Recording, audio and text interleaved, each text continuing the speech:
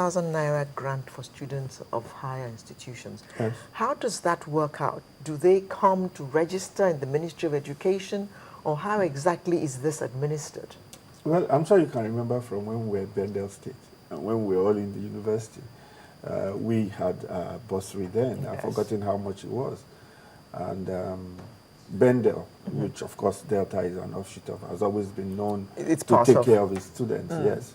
And the way it works is simple. Any student of Delta origin in any school, any university, higher education, is entitled to that.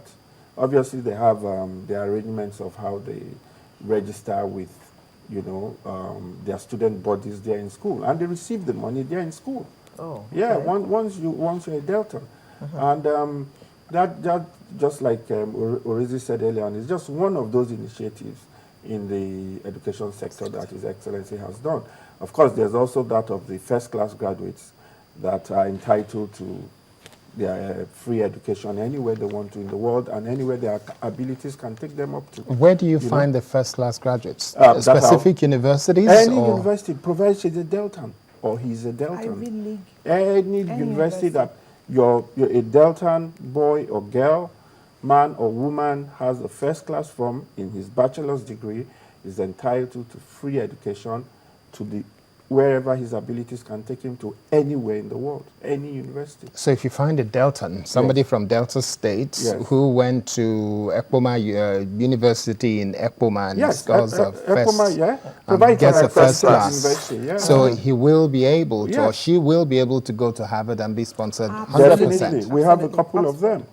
We have a couple of them already. Yeah, and then also while talking education, because education seems to be the topical issue now, which is good, because we receive first-class education. I didn't go anywhere outside Nigeria for all the degrees I have. I have multiple degrees. I got them all in Nigeria, and they could hold their own anywhere in the world. That's the truth. And you know, right before our eyes, we saw everything crumbling. So if there's this concerted effort, as there seem to be now, to put things back in place, oh God, a lot of us will be very happy. In Delta, what we also do is that even the WAEC fees are free for our students. Yes.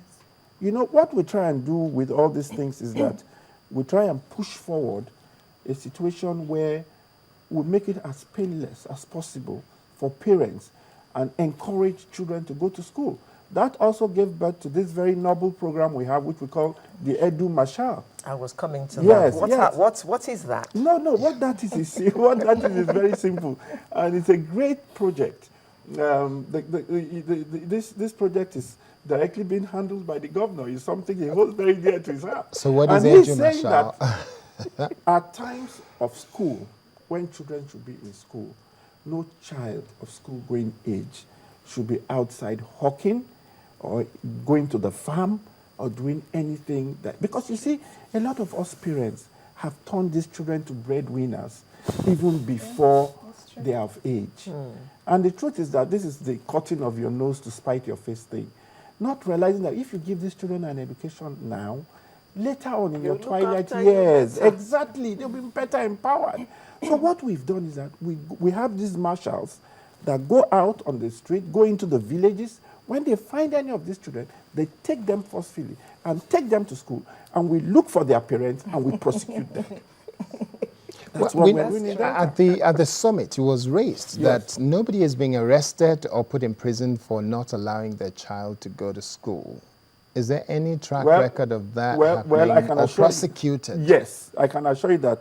I mean, I'm a lawyer, so no matter what, I would never, advocate for any extrajudicial whatever. We must follow the due process. And I know a couple, because I work with some of the Edu Marshals, some of these marshals. Some of them work in a radio and television station, so, because it's a volunteer group. And I remember I was speaking to one of them last week in my office, and he said, sir, we are beginning to get some of these parents, and we are taking them to court. But of course, they will go through the due process of court. So when the due process of court is completed, what's the penalty for not allowing your child to go to school? Well, I think that is being also, a law is also being undertaken by the House of Assembly as we speak. Or there is a bill in the works? Yes. Okay. Because I know that they're even looking at some form of custodial sentence for it. so that people will realize that we're actually serious about it. And these parents will not let us have a hopeless and illiterate generation coming behind us. Okay, let's swing back to Orezi now. Let's look at transportation for a while, and then we'll go to roads in Delta State. Being a vulnerable area, being in the water zone and all that, how much work is going on in that area? Well, transportation falls is part of roads. In the area of transportation, really, His Excellency embarked on what he calls the Delta State Urban Renewal Strategy. And in doing this, he's doing it through the construction of bus shelters, bus terminals, mega bus terminals, junction improvement works, and just recently, the BRT in Delta State as well. I can tell you that work has commenced for that as well. So Delta State Kudos to Governor Fashola. Well, let me tell you something. For the BRT, Delta State is the third in Africa. After, of course, South Africa and Lagos State. Delta State is the third in line for the BRT, which is very, very good. I know more accolades. Has that started yet? Absolutely started. It has? It started. The corridor is about 12 kilometers in Delta, and it will take the corridor from a full roundabout all the way down to MPA, and it will end at Ubangwe Market. Work has started. That is in Warri. That will turn Warri into a modern city. If you go to Warri now, if you visit NRA Junction in Warri, you'll be surprised. It's a modern place. So for urban renewal, you see drainages are being done, junctions are being transformed, bus shelters are built, mega bus terminals are built, and this coincides with the buses that the governor is also buying. So yes, I was in Delta 2 weeks ago, and I saw some new buses. Absolutely. Buses everywhere, both the big ones, the medium ones, keke as well, and the BRT we just started. So we're all excited, Talking about transport, you want to also talk about the Asaba Airport that Chike mentioned about. The Asaba International Airport is truly a beautiful airport. Is it complete now? It's practically completed, really. It's practically completed. It's under use. People fly into it. It satisfies everybody, both those in the north, south, central, and everywhere. And I want to tell you that Delta State today, Dr. Odwanga has been able to position Delta State as a hub for seminars, for summits, for high-powered meetings because of the Asaba International Airport, the new government house, and the convention center. In fact, we hosted the South Summit, which brought in over 7,000 people in and out of Delta State on a daily basis.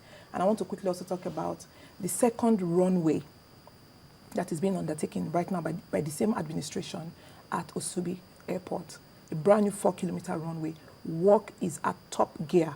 If you're flying out of one, you take a look down, you'll be shocked at tractors that are working right there at Osubi Airport. I mean, that is wonderful news to those who fly into Osubi. Absolutely. Now, talking about transportation, being a Delta area, water transportation would also come in here. What is being done in that area? In all of this, of course, he's from a riverine community, so he knows water transportation is also key, and it's been addressed tremendously. So as he buys buses for the upland areas, he's buying boats for water transportation. And big ones this time. For the first Passport time. 19 boats with 2 engines. He's buying those for the coastal communities. And I can just delve into the road aspect. And I hope it's not expensive. The boats? To travel by boats it's from not. one no, village to... to... They are all subsidized. It's not. All these transportation initiatives are all subsidized. And they're also building jetties because, you see, in the case of boats, you just don't buy boats. It's like buying airplanes and not building an airport. So you build jetties, you build offshore fuel stations for these boats. All those are going on simultaneously. Okay, let me ask you, because Chike, you're very close to His Excellency the Governor. What do you mean by that? No, because every commissioner has got to be close. I cannot imagine a commissioner who is not close to the governor. Exactly. Now, he's our boss. And he's a good boss. Everywhere he goes, the last word, you were right there behind him. Everywhere he goes, he needs his information commissioner. Yeah. Now, where I'm going with this is with your closeness to him as a commissioner of information, because he has to make sure information gets out. Yes. With your closeness to him, what drives the man? I think I'll write a memoir when I finish. My reply will be in that memoir. I won't write. I'll be the one to get the first copy. He's an enigma of